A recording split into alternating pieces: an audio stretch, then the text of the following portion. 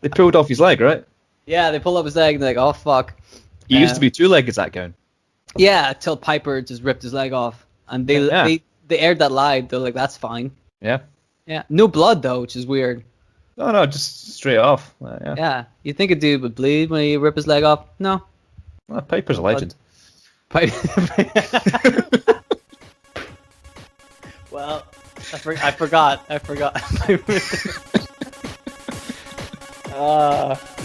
Hey, guess what? It's time for Making Kayfabe with your hosts, Bryce and Dylan. Hello, everybody. Welcome to another episode of Making Kayfabe. It's the show where everything's made up and the points don't matter. That's Woo! The right show, isn't it? Yes. Hooray! Whose Kayfabe is it anyway? Exactly. Whose Kayfabe is it anyway? With your hosts, me and Drew Carey / Bryce. So we're here today in today's episode to talk about Sean O'Hare. How exciting is that? It's because there was a little poll we put up on our Twitter page at Making Kayfabe. That's our little Twitter plug. And to see which character you guys would want to hear about more, Sean O'Hare or Mordecai. And Bryce has the results for us right now. I do. Over to Bryce for analysis.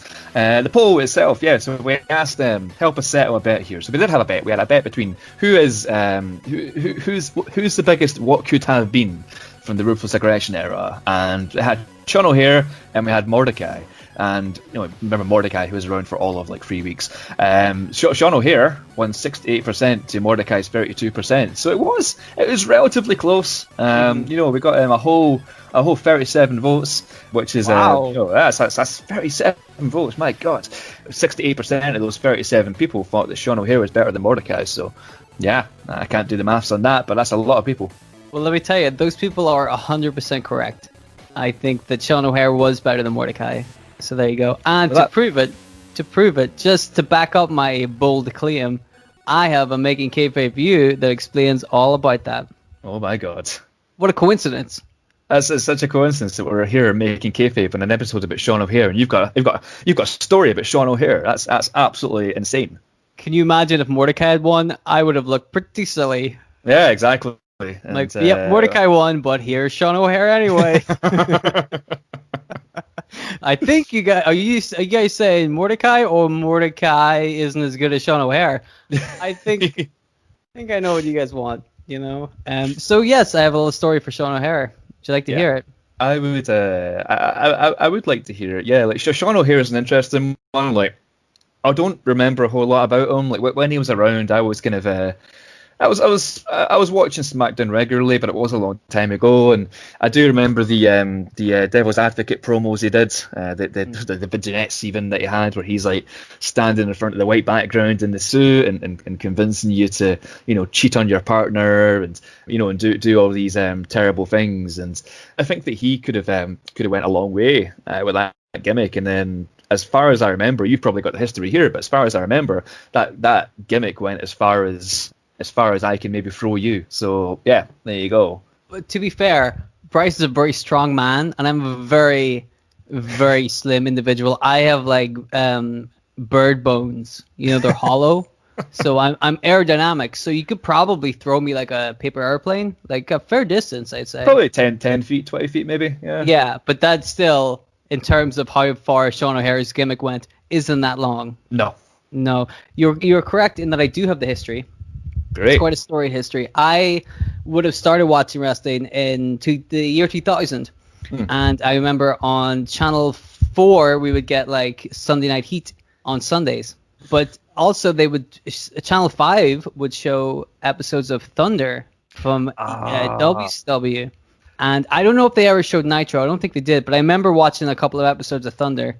So I would have seen Sean O'Hare in passing in his previous gimmick. And I was watching WWF, as it was known at the time, whenever he came in with the Invasion.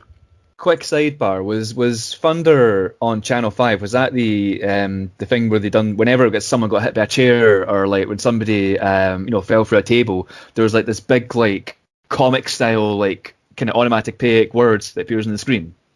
I'm gonna say bang right now, or boom or. I don't remember that, but again, to be fair, that was literally 20 years ago. Dude, how can you forget that? Well, that means that I probably, if it, if or it maybe I made happened, it up. yeah, if I'd seen it, I would have remembered it. Right.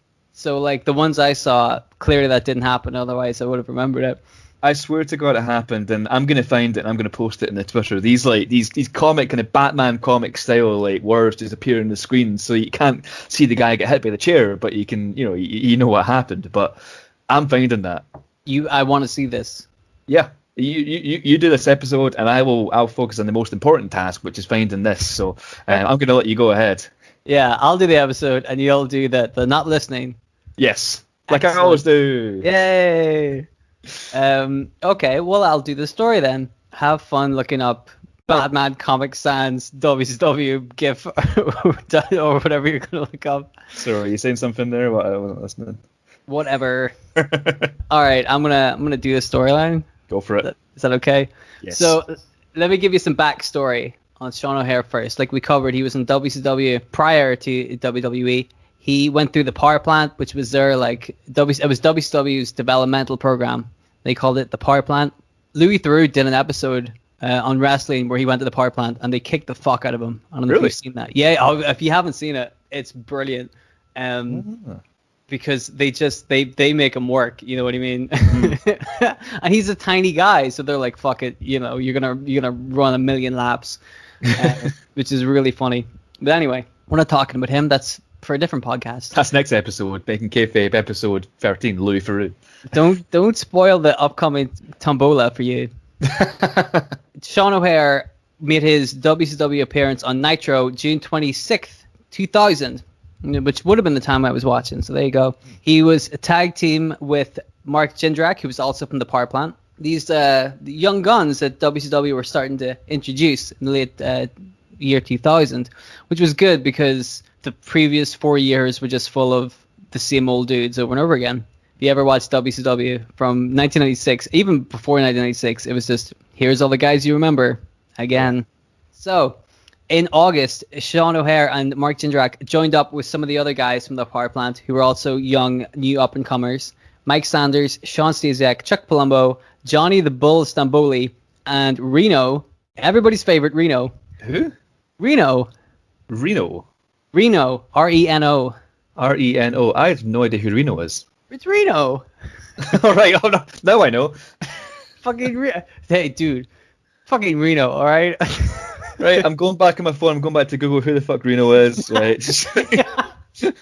You are going to be sorely disappointed, my friend. Who the fuck is that? I've never seen that guy in my life. Yeah, that's Reno.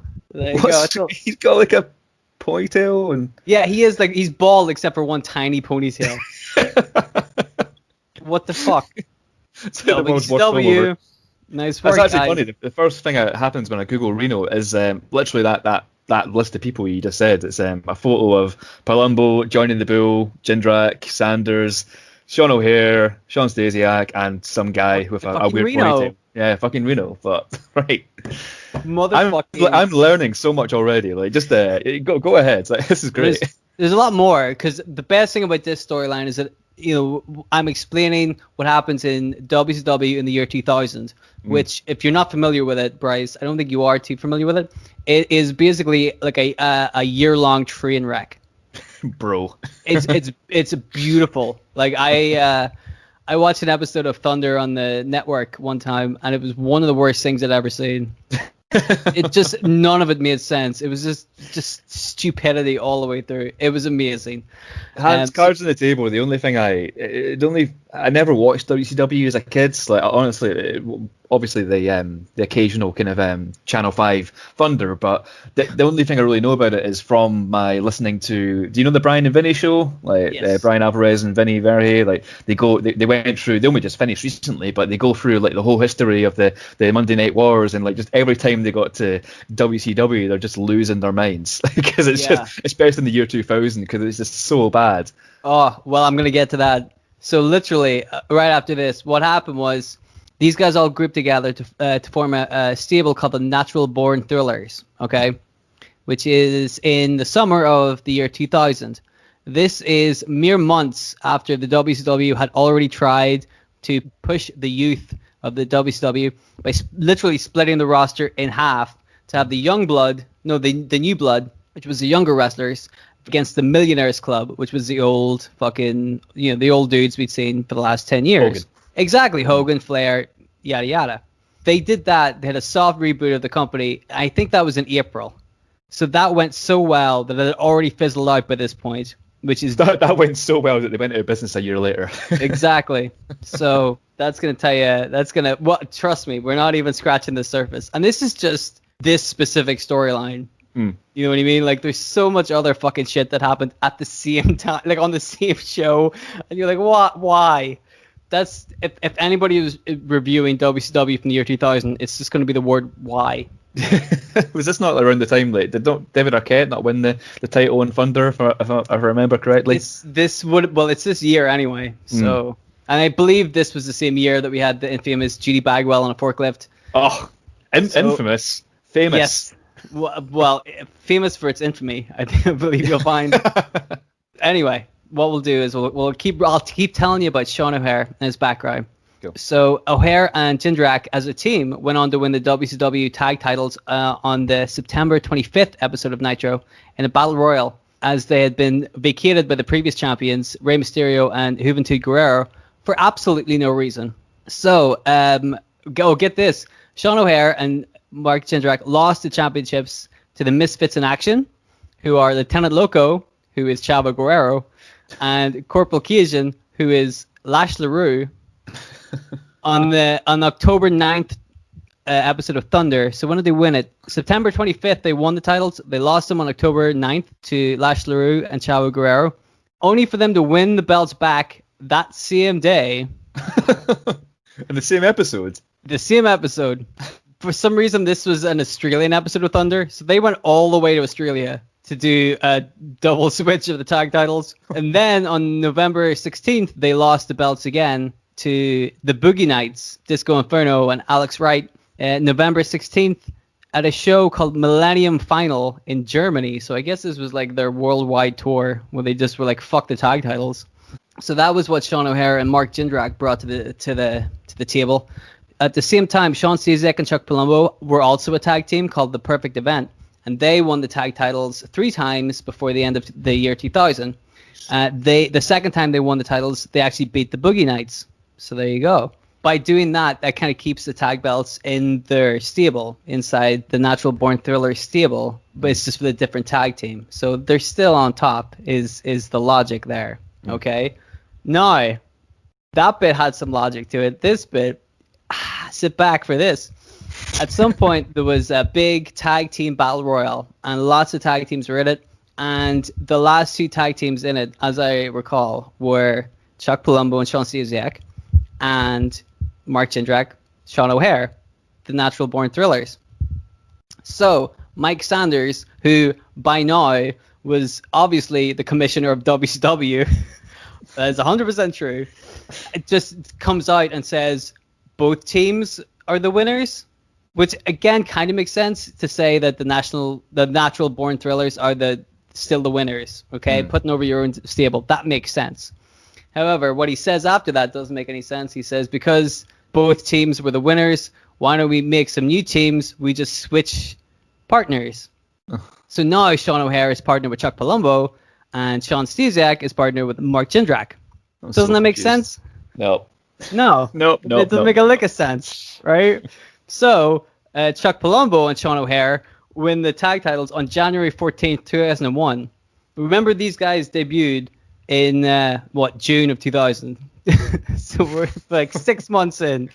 Like, what the fuck? So now these guys are the tag team champions. And then shortly after that, the whole stable just disbands because Sean Stasiak and Mark Jindrak are jealous of Chuck Palumbo and Sean O'Haire.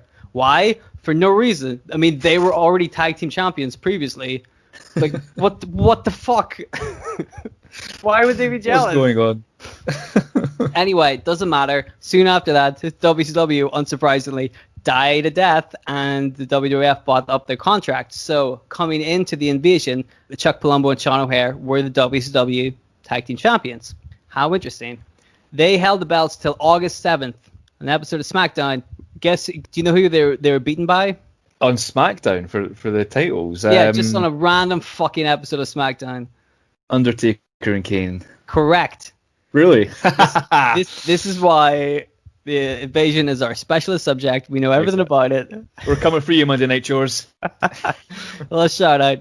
So there you go. They lost the belts August 7th to Kane and The Undertaker. In October, Chuck Palumbo was thrown out of the alliance for no reason. And as we know, he went on to form a tag team with Billy Gunn in 2002. We all remember that. How could we forget?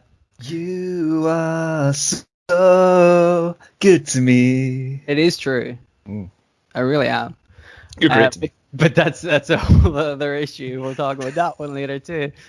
So Chuck Palumbo formed a tag team with Billy Gunn. Sean O'Haire got sent to Ohio Valley Wrestling to, fine tune. I mean, he wasn't really around during the invasion anyway, as we covered. He lost the belts to Kane and Undertaker in August and then didn't do anything. Nice. He came back to the main roster in 2002, but it was in 2003 when he did the thing that we all remember. Yes. It was in January 2003 when he came back on an episode of SmackDown. He was a devil's advocate. He would go around telling people to do things that they knew that was wrong, and he would convince them to do it anyway. And he would always finish by saying, "Hey, I'm not telling you anything you don't already know," as if to absolve himself of any responsibility. He's like, "Hey, man, he knew it already. I might have told him to do it, but he was thinking of it before I even came along." It's what to satisfy that urge. Exactly. Anyway, so he had a new look. He was completely different from what we'd already seen him. He had the trench coat and shit, and he was like, he had spiders. He had spider tattoos like all over him, and he looked interesting. He looked badass. Yeah, and he's in proper shape as well, right? He was like proper ripped. Yeah, he was ready to go.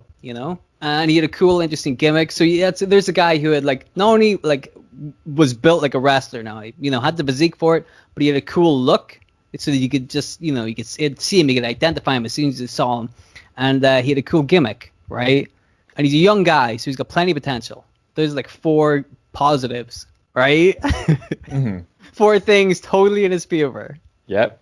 I mean, we were slagging up WCW a moment ago, but here comes good old WWE. Here comes good old WWE to go, "Hey, you sit down, my friend. Get a load of this." So he started in January with this new gimmick and just kind of was around backstage making people do weird shit till April, whenever he was paired up with Roddy Piper for no reason. The whole devil's advocate thing, the whole gothy look and interestingness, that was just dropped. Yeah. So this was in April. Piper was fired in June. So why bother doing any of that shit? And then after that, Sean O'Haire seemed like he was dead in the water, which he kind of was after he had an unfortunate motorbike accident in November. So he was now injured, now had no manager, no gimmick, nothing. So he was sent back to OVW and eventually released after he was recovered in 2004. And after that, he tried his hand at the Independents, New Japan Pro Wrestling, and I think he tried kickboxing as well. And he unfortunately passed away in 2014. Yeah, that's a shame. It is a shame. Such a waste of talent. And then I didn't know he was in New Japan. That's interesting. I didn't know that one. But even then, that as well, that's probably a fifth thing that goes well for him. The kickboxing. Vince McMahon loves legit badasses. And if he's a kickboxer and he's having real kickboxing fights, then he's a badass. So you that's think another so? thing that could have gone in his way, but just somehow didn't. I don't get it, man. He had all this stuff in his favor. So that's the story of Sean O'Haire and how that went in real life. Would you like to hear me trying to tinker around with the storyline a little bit and to try and improve it? I would absolutely love it. You can't do any worse than what WWE did with Sean O'Haire or WCW. Here you've got a guy, like you say, he's got unlimited potential for that gimmick, which is just so cool. Like genuinely, if you don't know, if you're listening and you don't know what we're talking about, just go into YouTube, Google Sean O'Haire Devil's Advocate, and just the promos he does are so I don't know what the word is. It's it's not creepy. It is a little bit creepy, but it's ominous. Just makes you feel very uneasy watching them, because it's he's just got a very interesting way of speaking. And then for him to become a bodyguard 2 weeks later who doesn't speak or anything, and then fired the next year, it's just a total waste of what could have been an amazing character. So I am very interested in what you have to say about Sean O'Haire today. Do you remember they had Roddy Piper doing that thing? I think Sean O'Haire was with him with Zach Gowen, the one-legged dude. Ah, Zach Gowen. Remember? I do remember Zach Gowen. Yeah, the one-legged dude. Yeah. Yeah. So there you go. That's what they did. Yeah. They pulled off his leg, right? Yeah, they pulled up his leg and they're like, oh fuck. He used to be two-legged, Zach Gowen. Yeah, till Piper just ripped his leg off, and they aired that live. They're like, that's fine. Yeah. Yeah. No blood though, which is weird. No, just straight off. Yeah. You think a dude would bleed when he rip his leg off? No. Well, Piper's a legend. Well, I forgot. That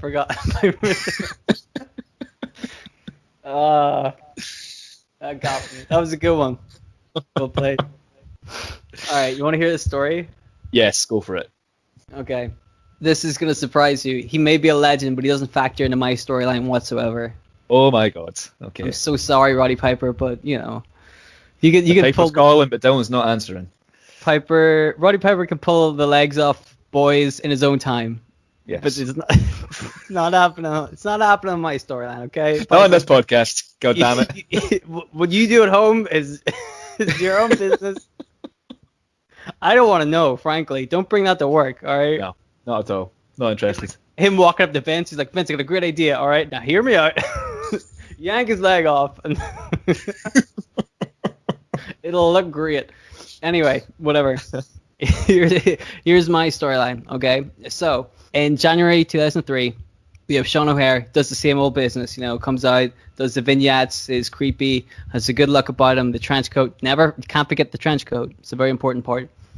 And he's, you know, doing what he was doing in real life to begin with, you know.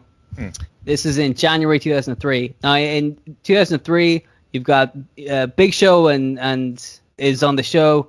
Brock Lesnar, Kurt Angle, these are your kind of like heavy hitters at the time. Undertaker.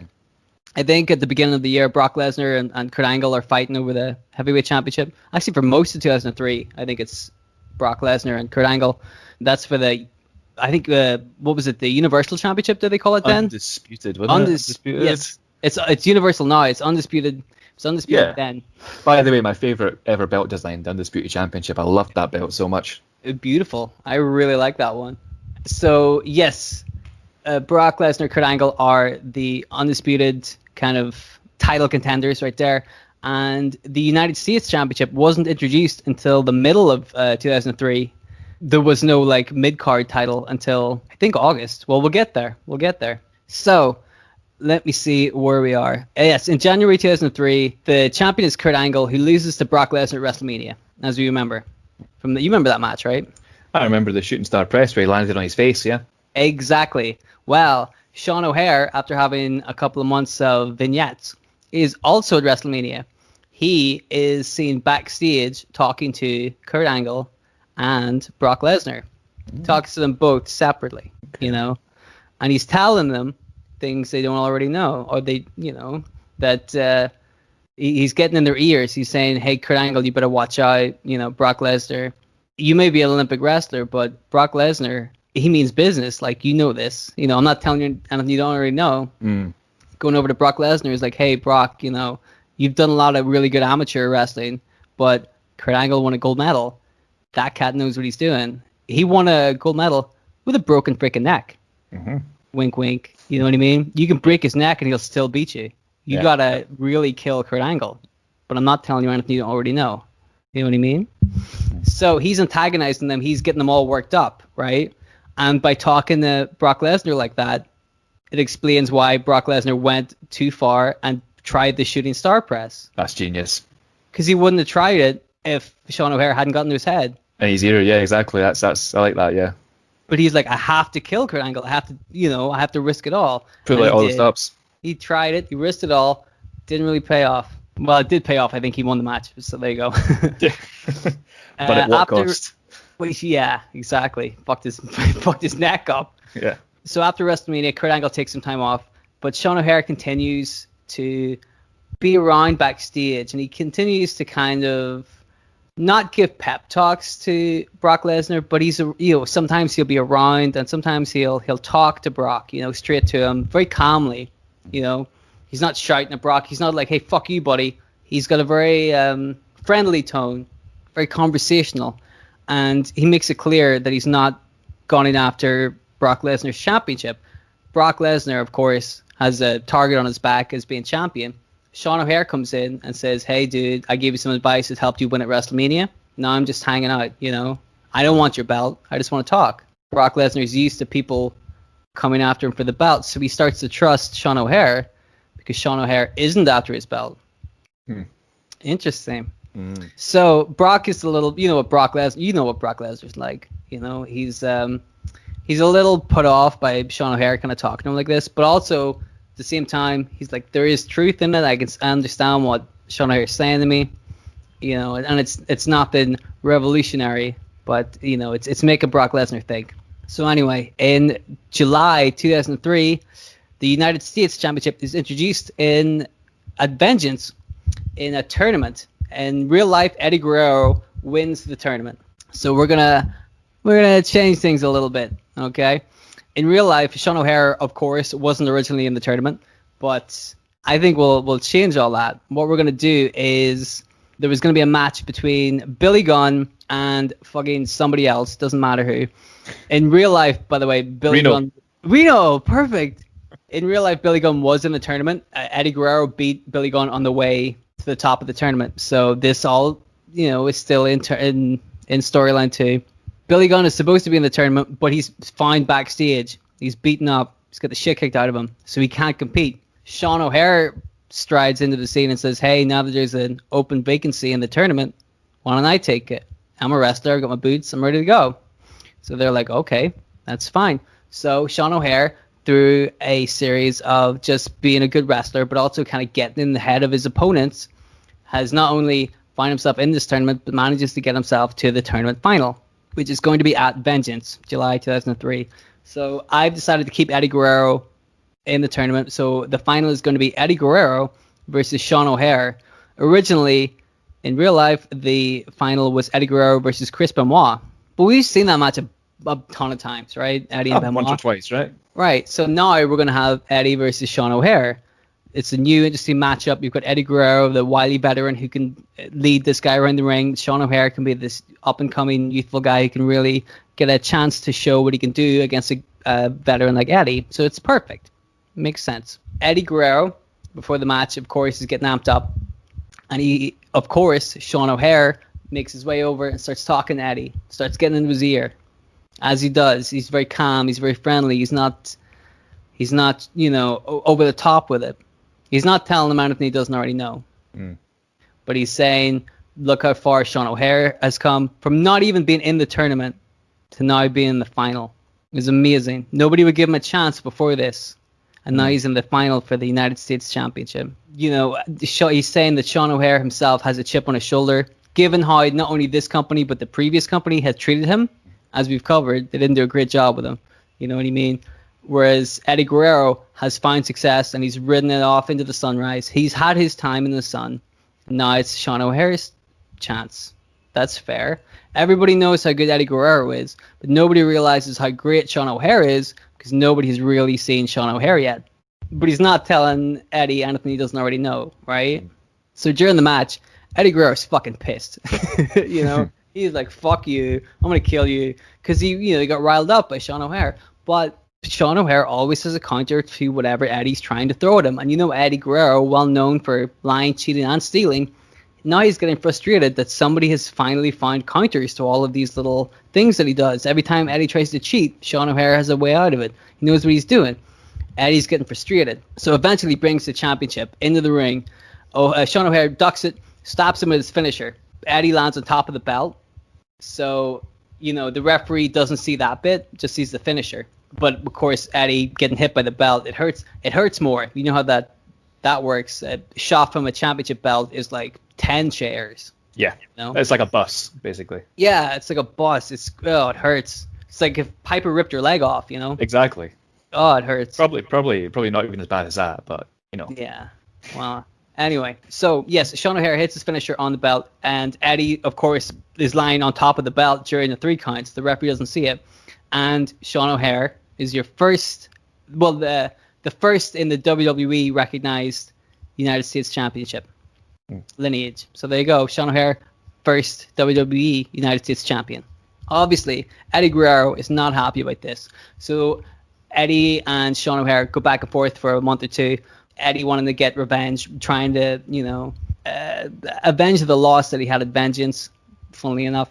But Sean O'Haire always finds a way. He's always finding a way to wind up Eddie somehow, or get him to disqualify himself, or just find a counter to it. Sean O'Haire always finds a way out of it.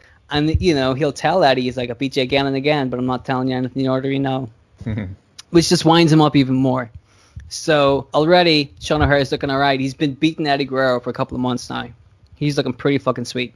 After a while, once the feud with Eddie Guerrero has kind of come to an end, Billy Gunn comes back. And get this for a pun, he guns straight for Sean O'Haire. See, because he's Billy Gunn. I get it. Thank you. I even paused for an applause break. Yeah. So, do you want me to input applause into the podcast? I can totally do that. Could you input people booing instead? Yes, I can. Thank you. So Billy Gunn guns after Sean O'Haire. Thank you. And he's pissed because he's like, dude, you're the reason I should be the United States champion right now. It's because of you. You beat me up backstage. You took my spot. This is bullshit. I want my belt back. Sean O'Haire, of course, tells him, hey, it's not true. I wasn't the one that beat you. I didn't attack you. It's true that I got into the tournament. That is true. But it's not true that I was the one responsible for that. I just took advantage of it. And also, he tells him that Billy Gunn is the second most talented member of the Smoking Guns, behind our good friend Bart Gunn. Which is so true. Yeah, of course. Bart Gunn, a legend in the ring. We all respect him. How many boxing tournaments has Billy Gunn won? Wow. Legal or illegal ones. Yeah. And that's important. So, because of this, Billy Gunn doesn't believe Sean O'Haire about either of those points, so they have a little feud. But after a while, with Sean O'Haire getting into Billy Gunn's head, after a while, Billy Gunn actually does start to become convinced that Sean O'Haire had nothing to do with who attacked him. So Sean O'Haire is looking very interesting right now. He's still a United States champion. We're getting into the end of the year, starting to head into the beginning of next year, which is 2004. So now Billy Gunn, in that kind of November, December, January kind of time, is trying to figure out who it was that attacked him and cost him that chance at the United States Championship. After a while, Billy Gunn finally manages to put his detective hat on. And he figures out that the person that beat him up before the tournament was none other than Brock Lesnar. Oh. Sean O'Haire had got into Brock Lesnar's head that much, so subtly, without even having to say it, where he's saying, listen, man, I'm not after your championship, but if you could help me get a championship, then I think we'll have a good relationship here. Mm-hmm. So Brock Lesnar beats up Billy Gunn, gives Sean O'Haire a way to get into the tournament. So right now, everybody can see that the shit Sean O'Haire says really has a purpose.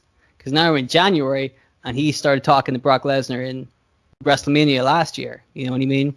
People are like, well, this guy, the way he talks like a cult leader, it makes sense. The guy's persuasive. Charismatic. Right. But then they also look at the fact that he was like, listen, Billy Gunn, I didn't attack you. It wasn't me. And then he's like, I'm not telling you anything you don't already know. That was all true. Man, he's a man of his word. So now he looks really good. He's a man of his word. He's a creepy dude. He's got the belt. Everything's going in his favor.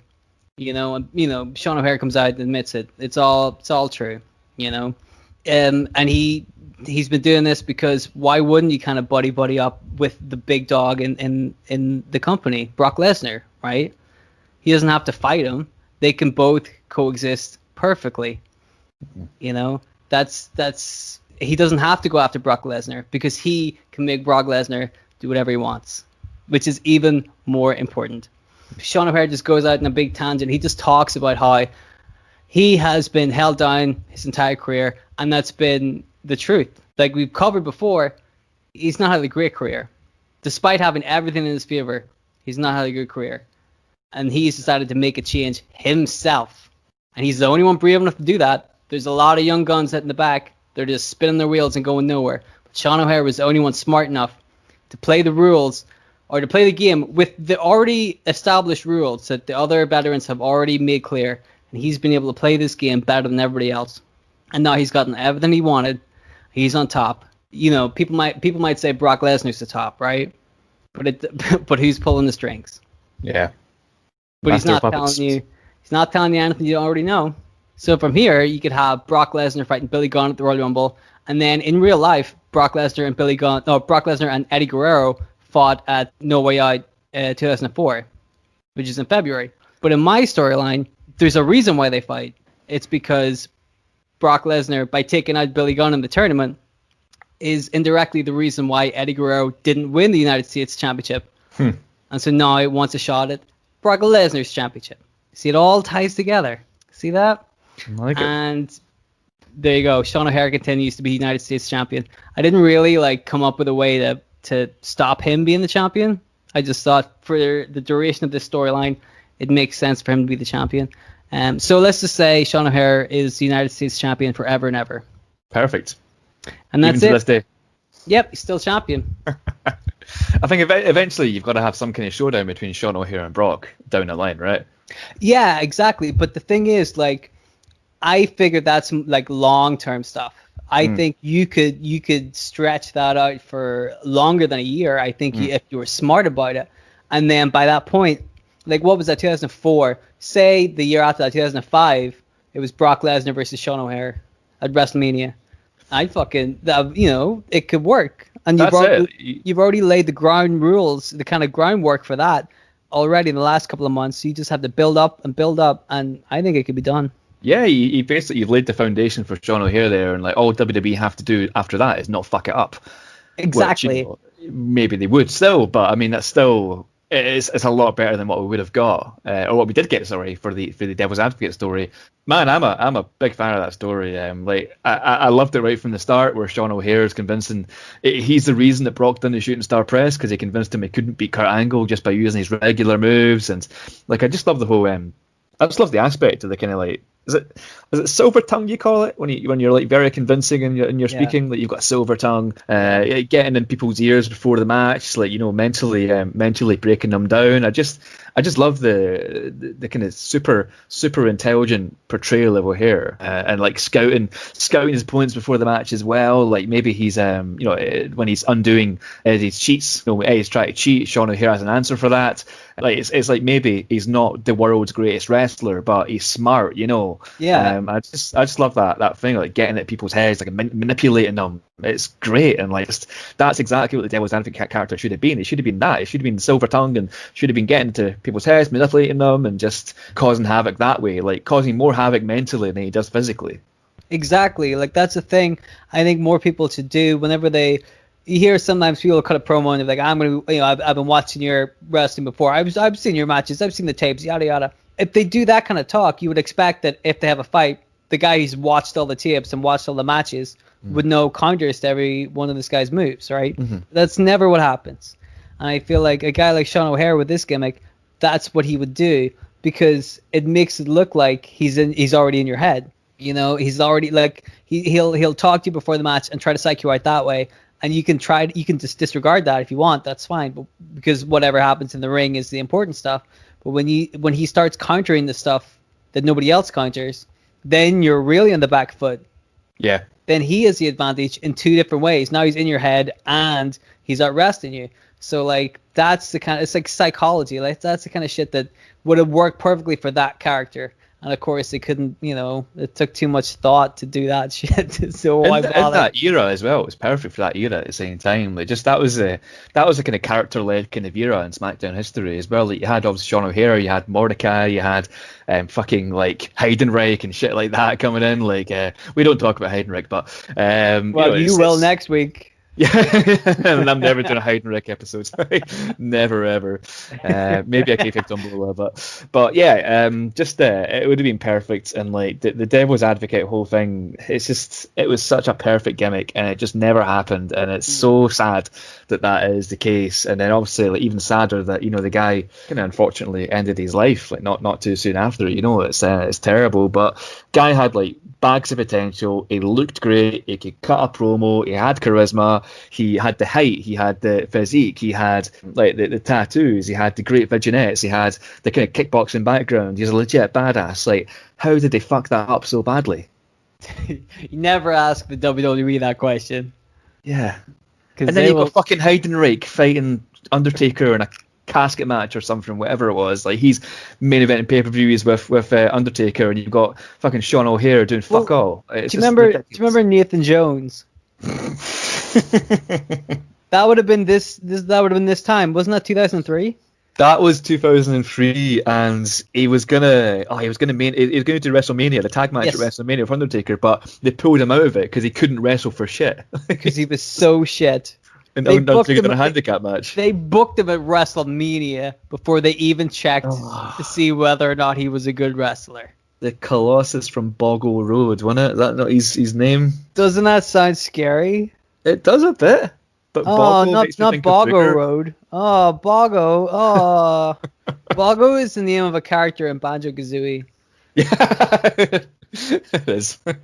There you go. That's how scary that fucker is. You know, just makes me think of the Simpsons thing, like Gabble, like instead of Wobble. Right. Like, Boggle. But like they had this guy at the same time as they had Sean O'Hare doing this gimmick, and they're like, no, we want this fucker. He can't do anything. Ugh. That's what I mean. Like they had chances and they kind of squandered them. You know? Sickens me. It sickens me. And yeah, your storyline was good. I wish they'd done that. They didn't. That sucks. But yeah, I liked it. Thank you. You know, that's all that matters. Is that you like it? You know? That's it. It's we do this podcast for ourselves only. You know. Yeah, we're not actually releasing these on the internet, are we? Do people? This is for us, right? No. Don't worry about it. No one downloads this. Good. Nobody at all. I just voted in that poll 37 times myself. Yeah, the fake accounts. Yeah. not Bryce02 at Twitter. I don't know. Oh dear. Do you want to do a tombola? Yes, I want to do a tombola. I'm very motivated by my last tombola where I had no fucking clue what I was going to say until I said it. So, just right up until you gave me like the countdown 3, 2, 1, I had no idea what I was going to say. Then it just all happened. So I've got confidence in my brain to come up with some kind of storyline with whatever you give me today. That's the best way. That's what I love about it. Yeah. Is that you have like 3 seconds. Your brain has to just smush together all the information in 3 seconds. Yeah, literally. Okay. Here we go. Comprehensible, yeah.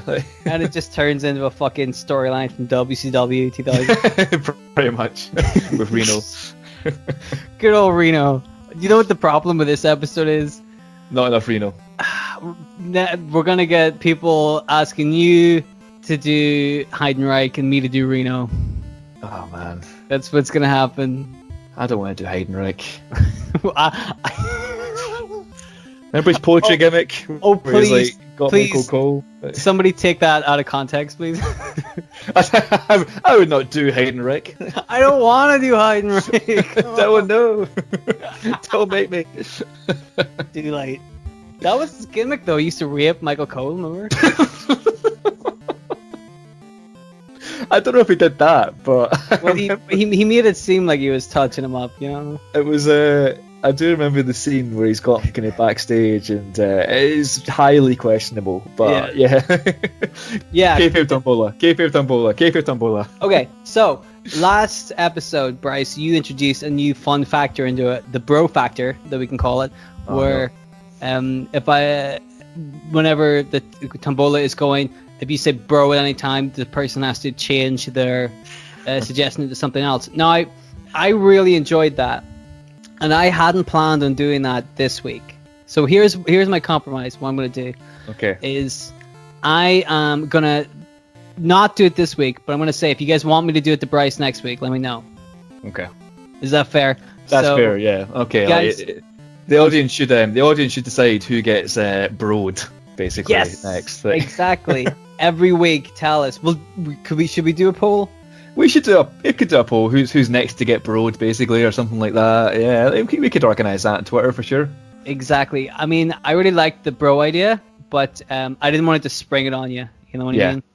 Because I would never do that to you. So. No, but that was funny though. Remember the fucking cowboy hat? King Van Damme. He's a fucking astronaut. He's an astronaut. If you've not listened to the episode on Kane, that Kayfabe Tombola is maybe the best of all time. Like, it's my crowning achievement, I think. It's I don't gold. think I'm going to do any better than that. Anyway, now all you have to do is do a better Kayfabe Tombola than I did. You can do that.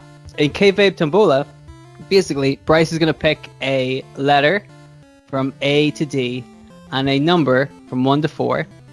And I'm going to read out whatever random suggestions he has for a wrestler and for a scenario. And Bryce will have 1 minute to try and come up with a really funny storyline based on that wrestler and that scenario. We all up to speed? I think they got that. Excellent. I mean, if you guys don't know what it is by now, it's soon going to be your favorite part of the show. It's so good. It's a lot of fun. It's the most stressful minute of my life every 2 weeks, but it's good fun. It is. I fucking love it. I really do. I could do a whole fucking episode of just you throwing Kayfabe Tombolas at me. We'll see about that in the future. But anyway, Bryce, if you want to pick a letter and a number for me, please. Give me B. Be free. B3. Be free. Be free, Butterfree. That's an episode of Pokemon. I don't know. I mean, that's the original Pokedex, right? Yeah. Oh, Butterfree was awesome. Shout out to Pokemon fans. Hell yeah. All right, so you could have had, out of the wrestlers, you could have had best friend of the podcast, Viscera. You dodged that bullet, and that is a big fucking That's bullet. not a right bullet, there. that's a blessing. Well, you dodged it anyway. You could have had Viscera. You could have had Jillian Hall. Oh, fucking hell. You With could the have finger in her had... face? Yeah. Hey, not this time. You could have had the ECW zombie. But Damn. you did not. You got the Mountie. Oh, no. Do you remember the Mountie? You probably don't remember the Mountie. I know of the Mountie. I Yeah. don't think I've ever seen a Mountie match or anything like that. But I've seen him. I've seen a couple. I've seen him against Bret Hart. okay. I think it was at the Royal Rumble. Fucking 90. When was it? 92? I don't know. It's not. Whatever. I was born in '92. Well, what age was I in 92? 4? Old enough to remember the Mountie. Yeah. I was like, turn that fucking TV on. I gotta see this Mountie stat. So you got the Mountie. The scenarios you could have had. You could have had. He becomes Mr. Ass's doctor, Dr. Enos. Right. I'll shout out to our favorite Dr. Enos. We talked about Dr. Enos, didn't we? We talked about Drainus, yeah, we did, yeah. Yeah. So a little shout out right there. You could have had. It keeps continually fucking up Matt Hardy. You know, like like Like how- do you remember he like threw a chair at Matt Hardy and it fucked him up? And then like 2 weeks later they had that match in the stadium, but Matt Hardy got knocked out. Oh god, yeah. No, I do remember that, yeah. And it's all like it's weird that all of that happened because of Sammy Guevara. So you could have had that. I actually, by the way, really like the idea of just somebody just accidentally always ending up like hurting Matt Hardy. Yeah, just Just no a matter what series they of- do, like Yeah. He's just eating like lunch backstage and somehow it hurts Matt Hardy. He's like, oh man, not again. like a voodoo doll. But you didn't get that one. Can you hear my dog in the background? I can hear your dog in the background. Sorry. she's gonna get fed, so she's going outside now. But she loves food. You could have had that, and you could have had accidentally burns down Madison Square Garden, Right. which would have been good. That would have been good, yeah. You didn't get that. What did we get for the Mountie? Well, and good luck with this one, my friend. You will have 1 minute to tell me about the Mountie and how the Mountie invents his own signature wrestling match. You know how The Undertaker had the Buried Alive match, Kane Yes. had the Inferno match, and all the other ones. Buff Bagwell had his mother on a pole. The classic matches associated with those people. You're gonna have 1 minute to come up with how the Mountie comes up with his own wrestling match. Are you ready? No, not at all. What the hell am I going to do with this? Hey. Well, you remember, but before we start, remember the Mountie, he's Canadian. They ride on Yes. horses. Yes. So that's something you could maybe use. Remember, they're like policemen, kind of. Okay. Maybe think of something like that. I can wing something. I think you can do this. Also, remember he has a hat, so maybe that could be part of the match. He does have a hat. You're right. Maybe I'm just thinking out loud here. I'm just trying to help you out. Bryce, Yes. I'm going to ask you again. Are you ready? Yes, I am ready to tell you everything about the Mounties' new match. Let me tell you. Oh, get ready for buckle in, boy. Boy, this one would have been a great one to do the bro on, wouldn't it? Oh no, definitely not. Okay, you are lucky then. I'm going to count you down, and then we're going to start. You're going to have 60 seconds. Okay, Right. 3, 2, 1, go. So the Mountie's got to come up with his own match, right? And because the Mountie's Canadian, and because the Mountie is a policeman who also wears a hat and rides a horse, Mountie is coming up with a match which is called the Maple Syrup match. And the way you win this match is that you've got to transport. So you know how you get stretcher matches where you've got to transport your opponent to a certain area of the arena. What Mountie's going to do is to win the Maple Syrup match, you have to transport your opponent via horse to a big pool of maple syrup, and let me tell you, it gets sticky after here, because you got to win a match by throwing him into maple syrup, and then surrounding the maple syrup is obviously policemen that are trying to stop you from throwing into the maple syrup. So they're like, no, you can't throw him in, that's illegal, you can't do it, it's illegal to throw someone in maple syrup in Canada. So it's also it's in Canada, by the way, and so that's part of the match as well. So it's like a lumberjack match because the police try to stop you doing it, and then the horse, it's a stretcher match because the horses are coming. I don't care if it's ever done. I'm fucking going with this. If you got to transport him with a horse, and the policeman try to stop you doing it, and then at the end, when you've got on the maple syrup, you've got to put a hat on him, a Mountie hat, and that means you have won the maple syrup match. So, like, fucking making kayfabe, fucking done. Like, that is the Mountie's own match. Can I just say that my brother lives in Canada, and I can confirm that it is actually illegal to throw a man into a big vat of maple syrup. Well, everyone knows that, and that's why the policemen are surrounding it, so it can't happen. You know, they've got all these vats of maple syrup around Canada with policemen around them, because you can't just throw someone in maple syrup. You can't just go around throwing people in maple syrup willy nilly. That's ridiculous. Exactly. And then once they're in the syrup, they're stuck in the syrup. That's when you put the hat on. Yeah, because then that kind of cements the syrup when you put the hat on. So it glues it. I get you. You know how it works. You fucking did it. Yeah, I'm pretty happy with that. If you didn't tell me anything about horses and policemen and hats before that, I don't think I could have done it. So like, I'm gonna say, I think you nailed it. I'm happy with that. Really fucking good. I like it. I like the police are on the outside. So the like lumberjacks, they're in the ring and they're fighting, right? Yes. The two guys, and then they get out of the ring like a street fight, and then they go to a different part of the arena via horse. Of course, they get in horses. They go to the other part of the arena, which is a vat of maple syrup surrounded by policemen, and then you have to get the guy off the horse into the maple syrup. And then where do you get? Is there hats hanging on the vats, like on poles or in the vats? And of course there is. They're on poles. Like, there's a very simple concept there. I don't understand why you're not getting it. I'm just trying to visualize it. Yes. In fact, I'll tell you what. You have to actually take one of the policeman's hats, because the policemen are also Mounties. So you've got to wrestle the policeman and then get the hat off the policeman, and then you put it on the head of the loser, who is Reno. I'm on board. Yeah. I'm in favor of this match. I like it. There we go. So there you go. That's match creation. How good are we, man? Every week after week, we're not just inventing storylines. We're inventing whole matches. We're changing the wrestling business as we know it. Yeah, 100%. Revolutionaries, So there you go, guys. That's the show. I hope you all enjoyed listening to our story about Sean O'Hare. I very much enjoyed listening to the maple syrup match. It's a shame it was only one minute long, because I could watch that half-hour classic. You know what I mean? I feel like that's a next week on Making Kayfabe.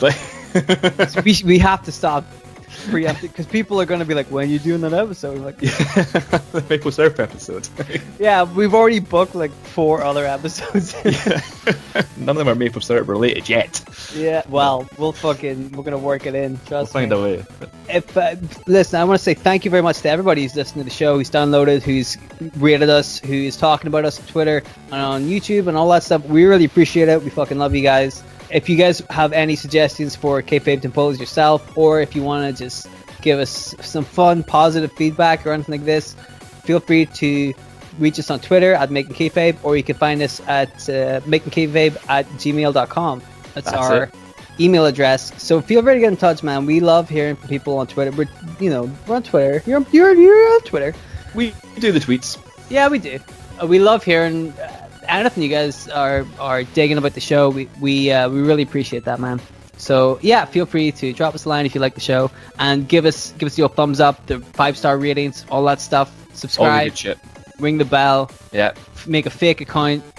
Not do it all again. 23. Yeah. Do it all. Vote in the polls. Yeah. Maple syrup madness 121 at twitter.com.